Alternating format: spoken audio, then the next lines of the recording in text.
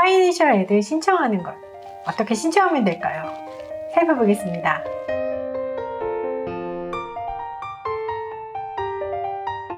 안녕하세요, 제니입니다. 파이낸셜 에드에 대해서 두 영상 살펴보았죠. 첫 번째 영상에서는 파이낸셜 에드에 관계된 용어들 살펴봤고요. 그리고 두 번째는 need blind, need aware, 그리고 어떤 대학들이 이런 팔러시를 쓰고 있는지, 어떤 대학을 어플라이 하면 좋을지도 한번 연결해서 생각해 보셨으면 좋겠습니다. 자, 이번 영상에는 그러면 실제로는 어떻게 파이낸셜 에드를 신청하면 좋으실지 한번 이야기를 드려보도록 하겠습니다.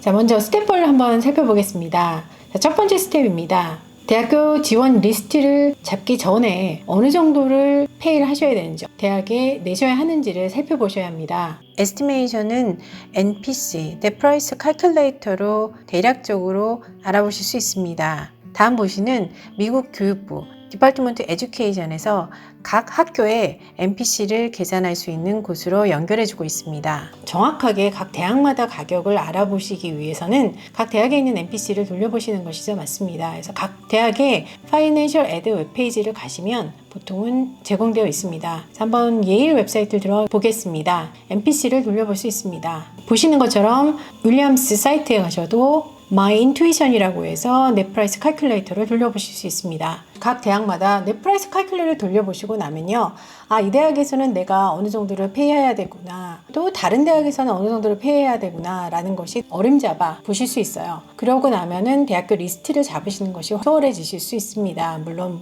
대학교 리스트 잡는 것이 언제 쉬운 일은 아니죠. 그렇게 하시고 나서 대학교를 어플라이를 하십니다.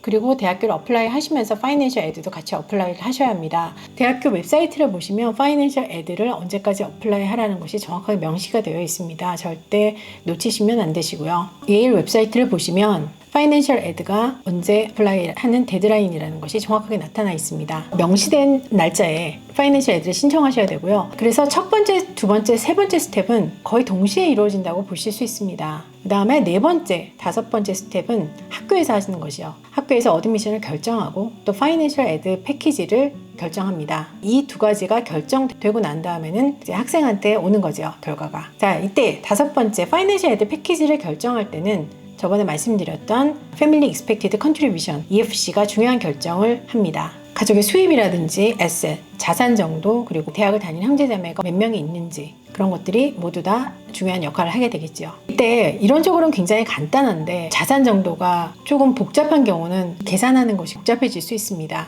그리고 스텝 6, 여섯 번째 스텝으로는 어드미션을 받고, 일곱 번째는 또 파이낸셜 에드 패키지를 받는 것입니다. 파이낸셜 에드 패키지에는 스칼러십, 그랜트, 론, 워크스타디 모든 것들이 포함되어 있을 수 있습니다.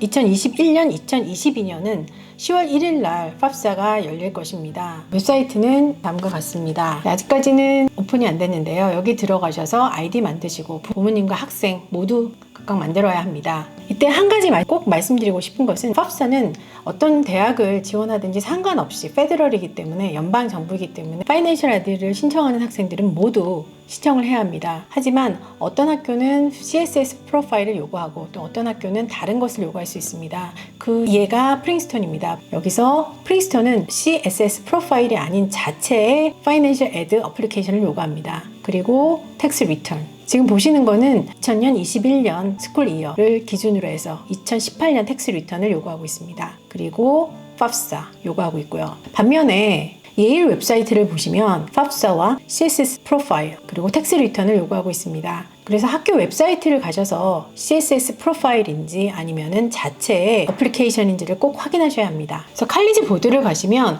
어떤 것을 사용하는지 알아보실 수도 있습니다. 그리고 대학마다 제출 양식과 마감 날짜가 조금씩 다를 수 있습니다. 그것도 꼭 확인하시고요. 그리고 2021년, 2022년 스쿨 이어 같은 경우는 2019년 페더럴 텍스 리턴입니다. 팝사를 올바로 작성하시기 위해서 몇 가지 말씀드리면은, 보통의 경우는 학생이 작성하는 경우도 있지만 부모님이 대신 작성하시는 경우가 많습니다. 그리고 학생이 작성한 경우도 부모님이 한번 확인해 보시는 것도 필요할 것 같습니다. 또 FSA 아이디는 이메일과 연관돼서 만들어지기 때문에 정확한 이메일을 넣으시는 거 학생들에게도 주의를 주시는 것이 필요합니다.